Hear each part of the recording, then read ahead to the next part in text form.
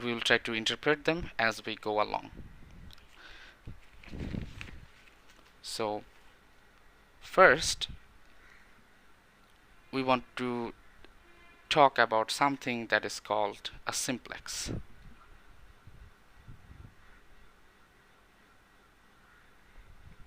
So we want to talk about something called simplexes and simplical complexes.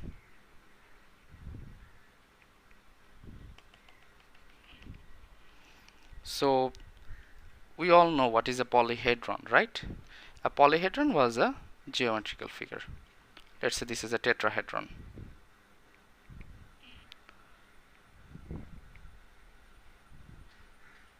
And simplexes are the building blocks of this polyhedron. So simplexes are building blocks of a polyhedron.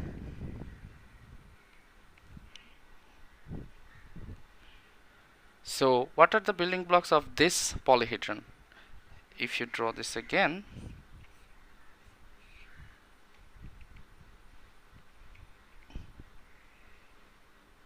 you can see that, oh, I have these points, the vertices, right?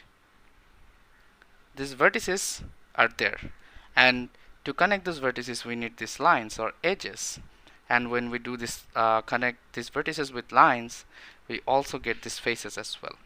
So all these vertices, edges, faces are the building block of this tetrahedron.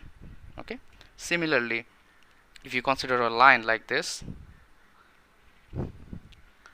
and you want to draw a triangle, let's say, then again these vertices, edges, they are the building block of this hollow triangle. Okay. So with that in mind, we call a zero simplex as a point. That means a point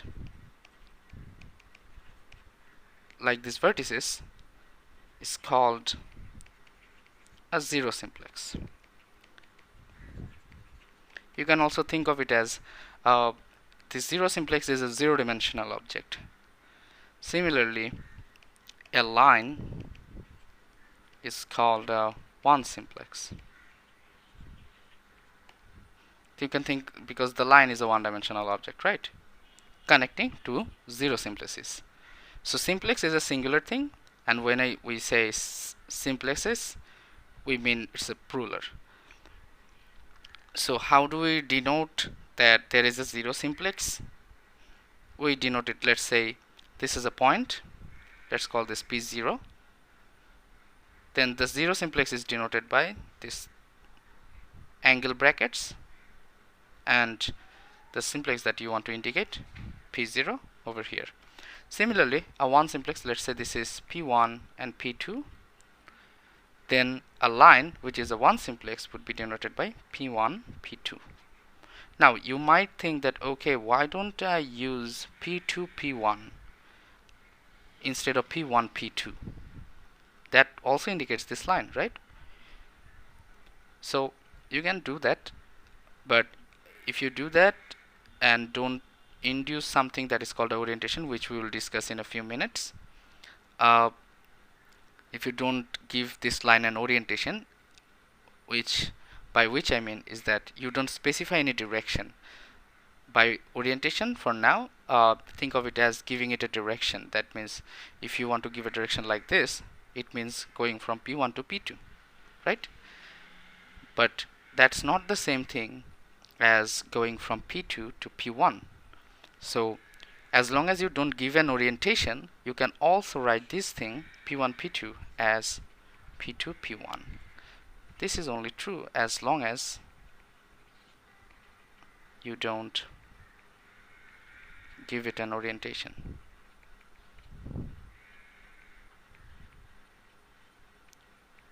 That means you don't give it a direction, and we'll see how to deal with these orientations a bit later. So this is the example of a one simplex. Now let's consider another example. Let's say this one, a hollow triangle. Let's say this is P0, P1, P2. This triangle is a example of a 2-simplex.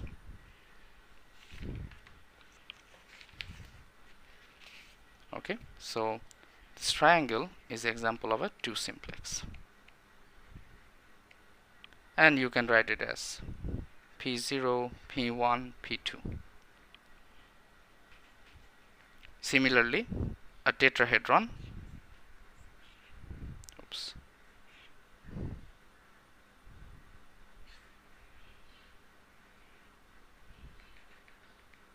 This can be, let's say, P0, P1, P2, P3, P4. This is an example of a 3-simplex.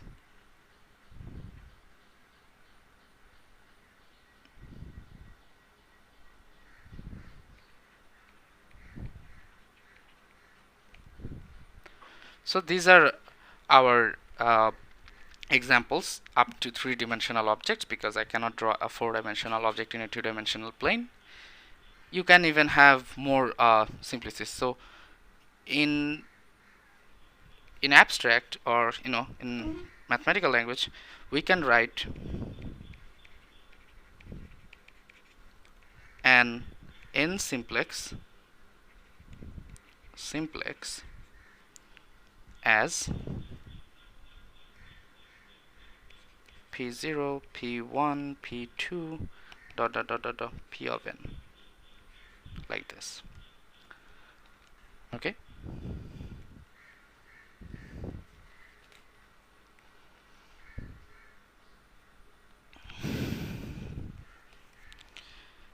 And now I want to make a comment. So this is a comment.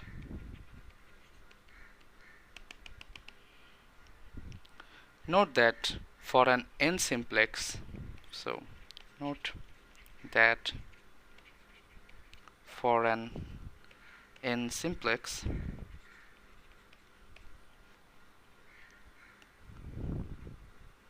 to represent an n-dimensional object,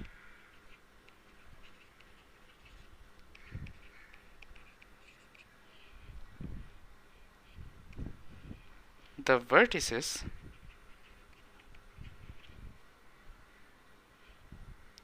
by vertices I mean all these P0s, P1, P2, dot dot dot Pn, and for our comment let's call them Pi. When I is 0, this is just P0, when I is 1, this is P1, and so on. These Pi's, which are actually 0-simplexes, or a point,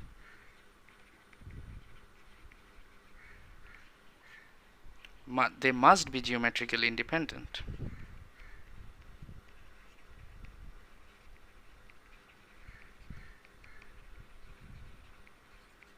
What do I mean by this geometrically independent term? Well, this means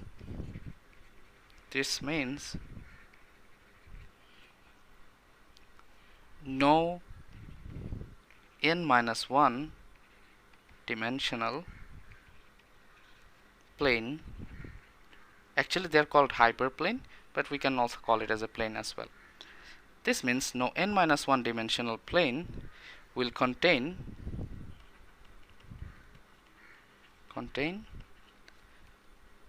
n plus 1 points. Even if you don't understand this statement, you can think of it intuitively, is that if you look at these figures over here, let's say this one, this is a 3-dimensional object, right? And we need 4 points or 4 0-simplices to construct it, and then we need to add the edges and stuff, but we want to focus on the points for now. So we have 4 points, we have a 3-dimensional space, so we cannot draw any 3 minus 1 dimensional. That means we cannot draw a two-dimensional plane that contains all the 4 points. I mean, sorry, all the 5 points over here. Sorry, it shouldn't be 4 points, it should be 5 points. Yeah.